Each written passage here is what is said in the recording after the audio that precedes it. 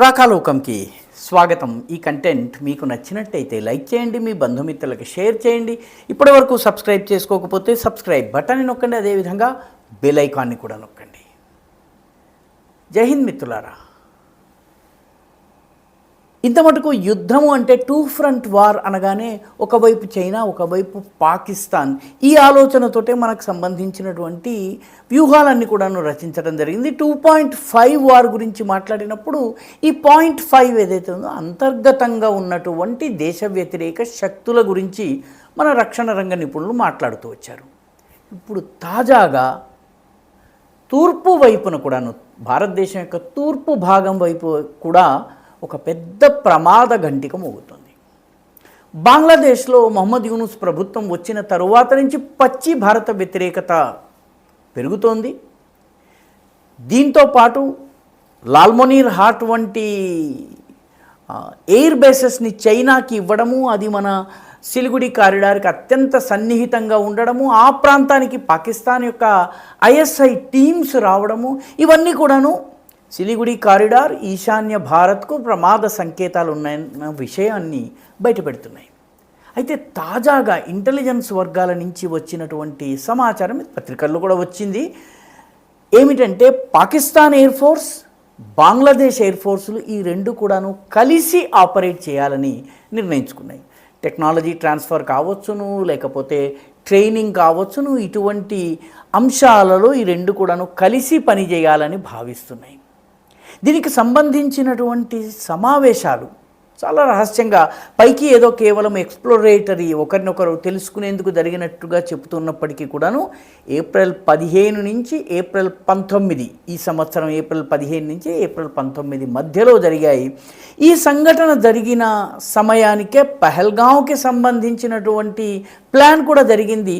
ఎందుకంటే ఈ సమావేశం 19న పూర్తయింది, 22న పహల్గాం సంఘటన జరిగింది. కాబట్టి ఓవరాల్ పాకిస్తాన్ భారత్ని రెచ్చగొట్టి దిగ్బంధనం చేసేటటువంటి ప్రక్రియలో భాగంగా ఈ సమావేశం జరిగింది. ఈ సమావేశంలో డ్రోన్ యుద్ధం విషయంలో పాకిస్తాన్ చాలా డెవలప్డ్ డ్రోన్ వ్యవస్థ ఉన్నటువంటి దేశాల్లో ఒకటి.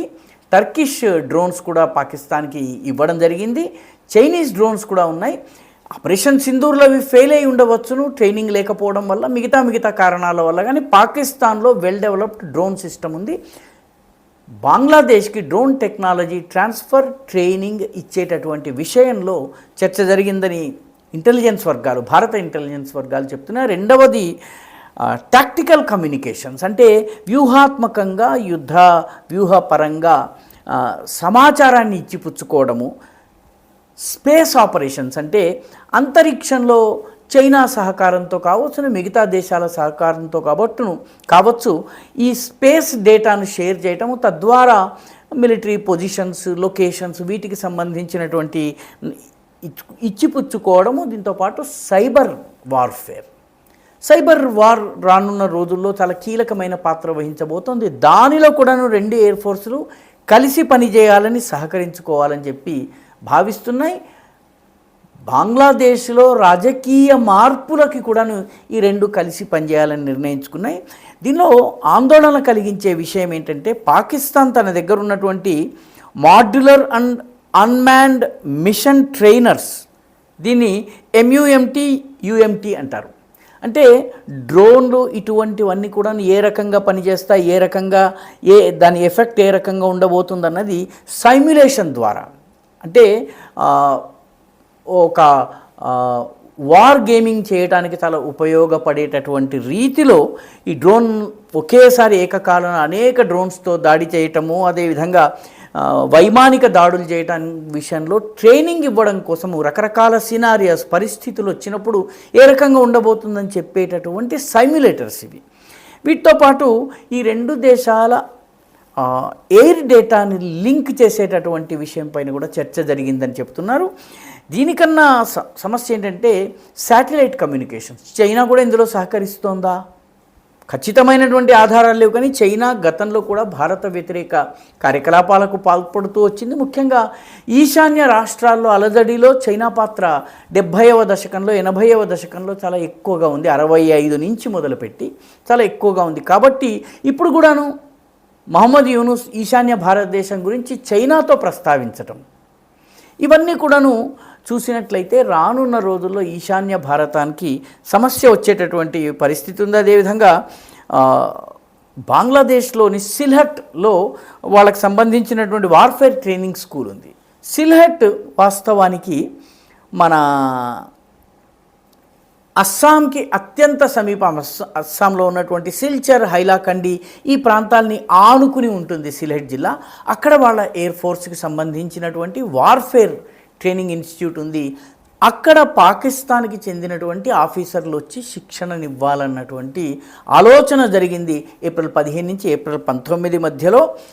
దీనిలో భాగంగా, ఈ ఓవరాల్ ప్లాన్లో భాగంగా భారత అనుకూల శక్తులు ఈరోజు బంగ్లాదేశ్లో మిగిలినవి 2 మాత్రమే. ఒకటి దేశాధ్యక్షుడైనటువంటి మొహమ్మద్ షాహబుద్దీన్, రెండవది ఆర్మీ చీఫ్ అయినటువంటి వఖారుజ్జమాన్.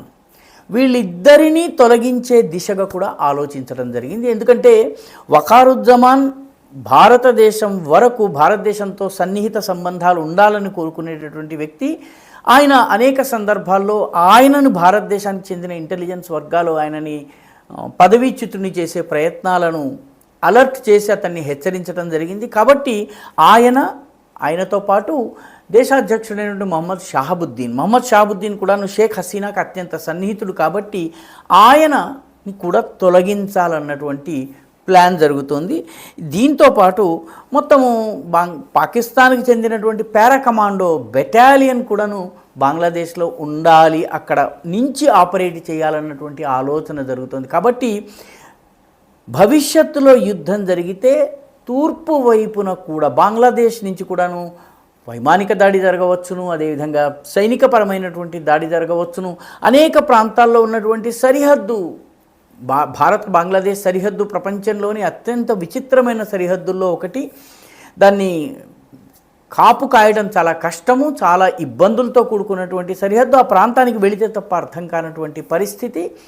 ఇటు బర్మా సరిహద్దు, బర్మాలో చాలా బలహీనమైనటువంటి సైనిక ప్రభుత్వం ఉన్న కారణంగా భారత బర్మా సరిహద్దు మొత్తం అంతా కూడాను ప్రమాదభరితంగా ఉంది. ఉగ్రవాద సంస్థలు రాకపోకలు చాలా సులువుగా సాగించడం అక్కడ సాధ్యమవుతుంది. మనము సరిహద్దు గోడ నిర్మించేటటువంటి, ఫెన్సింగ్ చేసేటటువంటి ప్రయత్నం చేస్తున్నా కూడా ఉగ్రవాద సంస్థలు దీన్ని చాలా గట్టిగా వ్యతిరేకించే ప్రయత్నం చేస్తున్నాయి. కాబట్టి ఓవరాల్గా ఈశాన్య భారతదేశానికి ప్రమాదము వచ్చే పరిస్థితి ఉంది. దాంతోపాటు బంగ్లాదేశ్ ఇటు బెంగాల్, అటు సిలిగుడి నెక్, మరొక వైపు ఈశాన్య భారతం పైన దాడి చేయవచ్చు. దానికి పాకిస్తాన్ యొక్క సహకారం ఉండవచ్చును. భవిష్యత్తులో యుద్ధం జరిగినప్పుడు ఏకకాలంలో పాకిస్తాన్ పశ్చిమ సరిహద్దులో, బంగ్లాదేశ్లో ఉన్నటువంటి పాకిస్తానీ సపోర్ట్ సిస్టమ్ ద్వారా ఈస్ట్లో కూడా దాడి జరిగేటటువంటి పరిస్థితి ఉందని మన ఇంటెలిజెన్స్ వర్గాలు హెచ్చరించినట్టుగా వార్తలు వస్తున్నాయి. దీనికి సంబంధించిన చాలా డీప్ సమాచారం ఈపాటికే మన రక్షణ నిపుణులు వీళ్ళందరికీ చేరి ఉంటుంది. దాన్ని వాళ్ళు ఖచ్చితంగా అనలైజ్ చేస్తూ ఉంటారు. ఇదంతా తన యొక్క వార్ గేమింగ్లో దీన్ని కూడా ఫ్యాక్టరింగ్ చేసుకుంటారు. కానీ ఇదొక ప్రమాద ఘంటిక. ఈ విషయంలో ఆలోచించవలసినటువంటి అవసరం ఉంది.